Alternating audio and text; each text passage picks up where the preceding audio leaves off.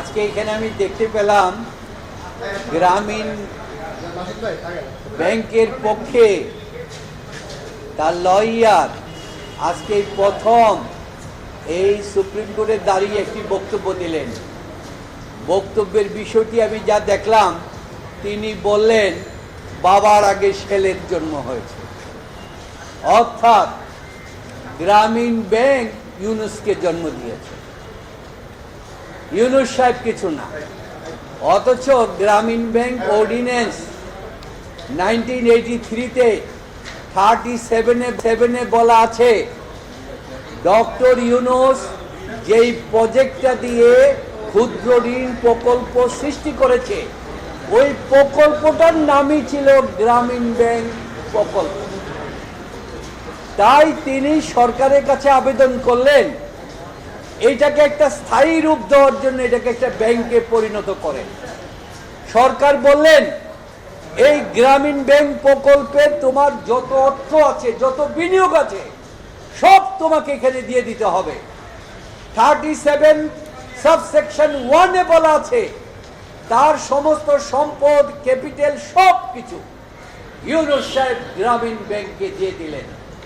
এবং সেখানে এক্সপ্লেনেশন বলা আছে গ্রামীণ ব্যাংক এই যে প্রজেক্ট মিনস ডক্টর ইউনুসের নেতৃত্বে চট্টগ্রাম বিশ্ববিদ্যালয় থেকে যে প্রোগ্রাম করা হয়েছে 1976 সালে, এবং বলেছে জুবরা গ্রামে যেটা করা হচ্ছে সেটা ব্যাখ্যাও দিয়েছে অর্ডিন্যান্স, অর্থাৎ কোনো যেন জালিয়াতি কোনো কিছু করতে না পারে, অর্ডিন্যান্স সেটা গ্রহণ বলে দিয়েছে।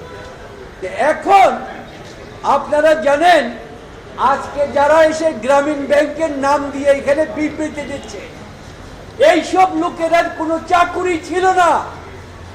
গ্রামীণ ব্যাংক প্রতিষ্ঠা করে ডক্টর ইউনুস বললেন শুধু MA পাসের সার্টিফিকেট থাকলে চলবে, তোমাদের গ্রামে যেতে হবে, গ্রামে গিয়ে কাজ করতে হবে। তাদের চাকরি দিয়েছে। আজকে তারা ডেপুটি ম্যানেজার তারা হয়ে গেছেন, ব্যবস্থাপনা পরিচালক হয়ে গেছেন। ভাত খাবার টাকা ছিল না, চাকরি ছিল না, আজকে তারা বলেন ডক্টর ইউনুসের বদনাম, এবং বলতে গিয়ে বলেন যে বাবার আগেই নাকি তার জন্ম হয়েছে। এই এক অদ্ভুত কথা বলে। আপনাদের প্রকৃত বিষয়টা বলি, গ্রামীণ ব্যাংক যখন সৃষ্টি করে তখন গ্রামীণ ব্যাংকের এত অর্থ ছিল না। হাঁটি হাঁটি পা করে উনি করেছেন। এই করার জন্য তার জীবনের সবচেয়ে বড় স্যাক্রিফাইস আপনারা জানেন, ওনার স্ত্রী বাংলাদেশের একজন বিখ্যাত ব্যক্তি, আমেরিকান রাশিয়ান মহিলা, তাকে নিয়ে এসেছেন মনিকার মা। গ্রামে গ্রামে গিয়ে বাংলাদেশে গ্রামীণ ব্যাংক করবেন, উনি বলবেন আমি থাকবো না, উনি চলে গেলেন। তিনি ফ্যামিলি ত্যাগ করেছেন। তারপরে উনি আপনার জাহাঙ্গীরনগর ইউনিভার্সিটির একজন ভদ্র মহিলাকে, সেও ডক্টরেট, তাকে বিয়ে করেছেন, কিন্তু তাকে সময় দিতে পারেন নাই, তিনি ডিমেনশিয়ায় ভুগছেন। আপনারা উনি বলেছেন যে এই জন্য তার জীবন সর্বস্ব করেছেন। করার পর দেখা গেল গ্রামীণ ব্যাংক 80 সালের দিকে, 79 দিকে ব্যাপক বিস্তার লাভ করলো। কাগজে কলমে লেখা যায় না, ফর্ম করতে হয়, বিভিন্ন লক্ষ লক্ষ কাগজ ছাপাতে হয়। কেউ টাকা দেয় না, কেউ লোন দিতে চায় না, সরকারও দিতে চায় না। তখন তার বাবার একটা প্রতিষ্ঠান ছিল প্রিন্টিং, 2.5 বিঘা জায়গার উপর বিল্ডিং ছিল, পুকুর ছিল, তাদের নিজেদের, তারা রিসার্চের পরিবার। তার ভাই আপনারা জানেন যে ফিজিক্সের বিখ্যাত ডক্টর ইব্রাহিম সাহেব, আরেক ভাই টিভি ব্যক্তিত্ব ছিল জাহাঙ্গীর সাহেব, আপনারা চিনেন। লেখালেখি করে তিনি তাদের বললেন এই প্রতিষ্ঠানটার মালিকানা না, আপনাদের এসে ভুল কথা বলছে এটার ব্যবস্থাপনা গ্রামীণ ব্যাংকে দিয়ে দাও, তোমরা কোনো ভাড়া পাবে না, তোমরা কোনো টাকা পাবে না, শুধুমাত্র প্রিন্টিং ক্রসটা পাবা।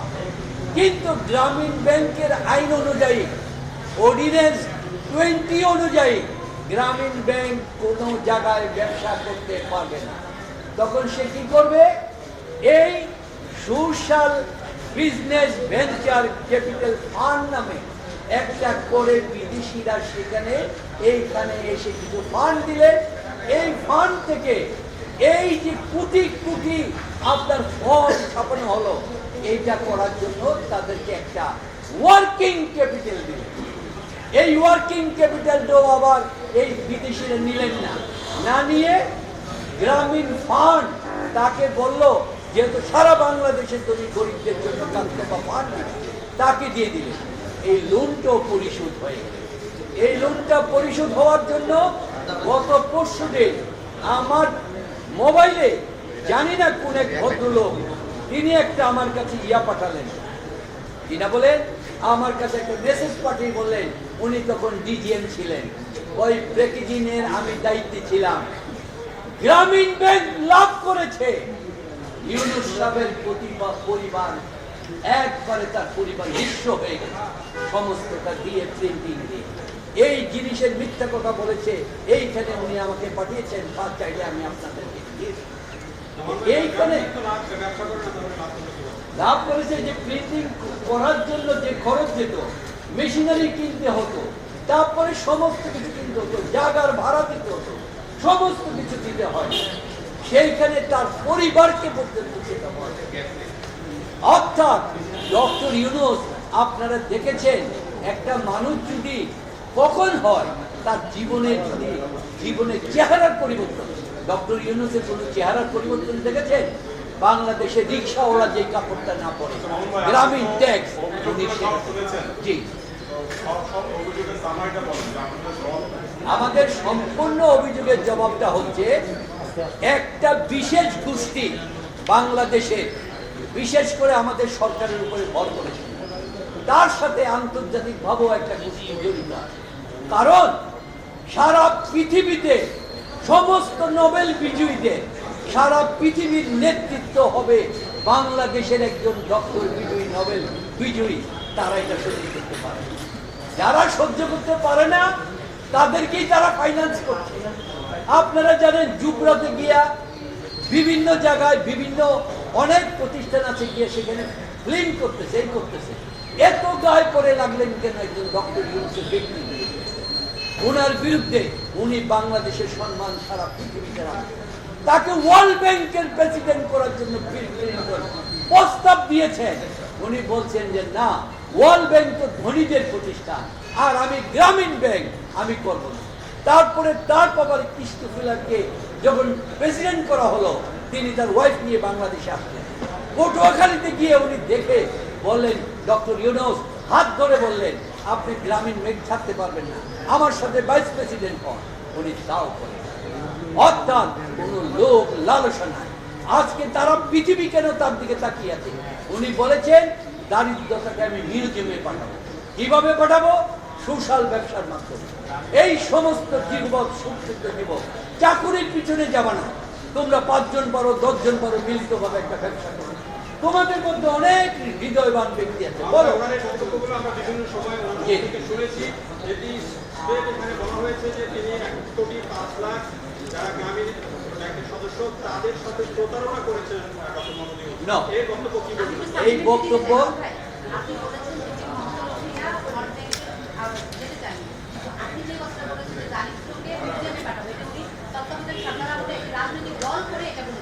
না না না না, ওটা সোশ্যাল বিজনেসের বক্তব্য। উনি 3-0 যে ফর্মুলা দিয়েছেন জাতিসংঘ বহন করে, সেখানে আমাদের যে প্রশ্নটা হচ্ছে, ডক্টর মোহাম্মদ ইউনূস সাহেব যে এই সোশ্যাল বিজনেসের থিওরিটা দিয়েছে, এই সোশ্যাল বিজনেসের থিওরিটা দিয়ে বলেছেন 3-0 কার্বন নিঃশেষ, দারিদ্রতা নিঃশেষ, এবং আমাদের থেকে যে যারা কোনো আনএমপ্লয়মেন্ট থাকবে সেইখানে করে এই যে লাভটা হবে একটার পর একটা বিনিয়োগ হবে। আজকে ডক্টর ইউনূসকে ধ্বংস করতে চাচ্ছে পৃথিবীতেই একটা গোষ্ঠী। কেন বাংলাদেশের একজন লোক সারা পৃথিবীতে সম্মানিত হবে? সারা পৃথিবীর এই সমস্ত রাষ্ট্রনায়ক, আজকে আমাদের দেশে শুনি রাষ্ট্রপ্রধানরা লবিং করে অন্য দেশের প্রেসিডেন্ট রাষ্ট্রপ্রধানের সাথে মিটিং করার জন্য, আর ডক্টর ইউনূস যখনই যায় তখনই সেই দেশের প্রেসিডেন্ট এবং প্রধানমন্ত্রীর থাকে একটা লিখিত আবেদন থাকে, free invitation, if you have a done cup of tea with us. এই হচ্ছে ডক্টর ইউনূস।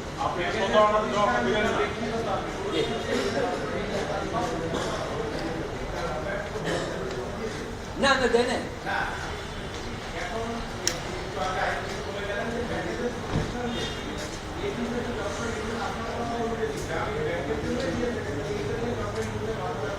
না না দেয় নাই তো, বলছে আমাদের এস্টাবলিশমেন্ট হওয়ার পরে গ্রামীণ ব্যাংকের ফান্ড গঠন হওয়া পর্যন্ত তোমার এটা ম্যানেজমেন্টটা আমাদেরকে, ম্যানেজমেন্ট এইদিকে মালিকানা না, ম্যানেজমেন্টটা গ্রামীণ বলছে তুমি ম্যানেজমেন্টে থাকতে পারবে না, কি ছাপাবো না, কি করব কি লাভ করব না, কিচ্ছু পারবে না।